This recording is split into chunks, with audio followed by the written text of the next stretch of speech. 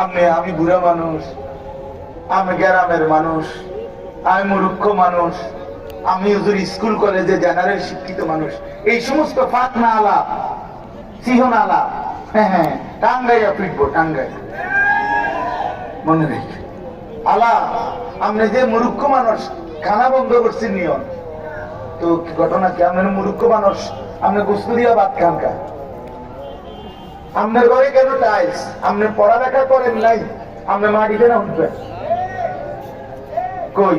দুনিয়া ভোগ করার ব্যাপারে তো 100-100, দুনিয়ার ব্যাপারে তো কই কম করলেন না।